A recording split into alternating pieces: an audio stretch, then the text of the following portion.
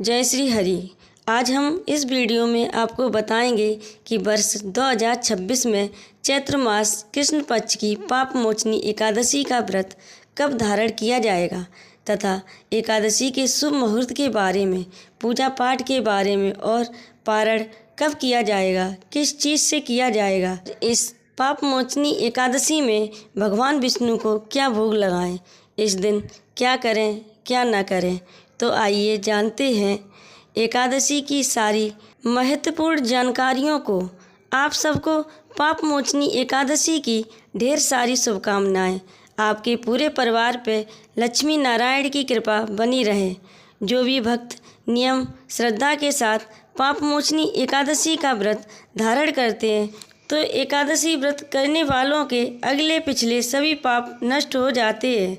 भगवान विष्णु की कृपा से वैकुंठ धाम की प्राप्ति होती है और इस व्रत के पुण्य प्रभाव से सभी पाप कर्म नष्ट हो जाते हैं तथा दुख, दुर्भाग्य और दीनता का नाश होता है। इस एकादशी को पाप मोचनी एकादशी के नाम से जाना जाता है। इस दिन भगवान विष्णु, माता लक्ष्मी और भगवान श्री कृष्ण की चतुर्भुज रूप की पूजा करनी चाहिए। चैत्र मास कृष्ण पक्ष की पाप मोचनी एकादशी तिथि प्रारंभ समय 14 मार्च 2026 दिन शनिवार सुबह 8:13 पर प्रारंभ होगी। एकादशी तिथि समाप्ति 15 मार्च 2026 दिन रविवार सुबह 9:18 पर एकादशी तिथि की समाप्ति होगी। इस बार पाप मोचनी एकादशी का व्रत 15 मार्च 2026 दिन रविवार को धारण किया जाएगा।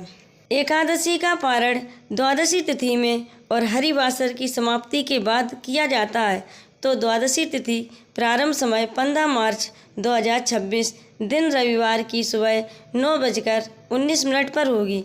द्वादशी तिथि की समाप्ति 16 मार्च 2026 दिन सोमवार की सुबह 9:43 पर द्वादशी तिथि की समाप्ति होगी। हरिवासर की समाप्ति 15 मार्च 2026 को शाम 4 बजे से पहले ही हो जाएगी।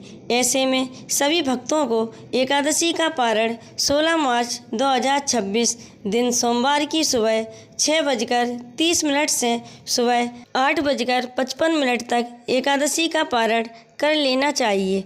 पाप मोचनी एकादशी का पारण गाय के घी से किया जाएगा। अगर ये संभव न हो सके तो आप जल या तुलसी दल के साथ एकादशी का पारण कर सकते हैं। 15 मार्च 2026 को ब्रह्म मुहूर्त का समय सुबह 4:39 से सुबह 5:27 तक होगा। सूर्योदय का समय सुबह 6:01 पर होगा और सूर्यास्त का समय शाम 6:07 पर होगा।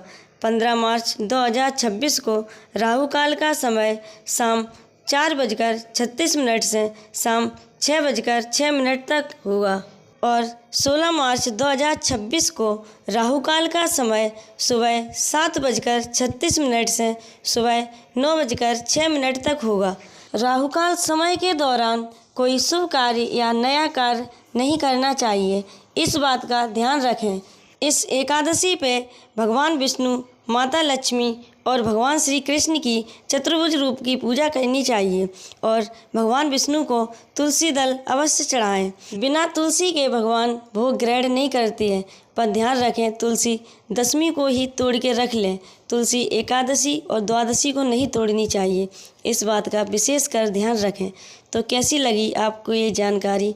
ऐसी जानकारी प्राप्त करते रहने के लिए, कथाओं व पौराणिक कथाओं को श्रवण करने के लिए चैनल को सब्सक्राइब करें और वीडियो को लाइक और शेयर अवश्य करें ताकि ये जानकारी सभी को प्राप्त हो सके। धन्यवाद। जय श्री हरि, जय श्री कृष्ण, राधे राधे।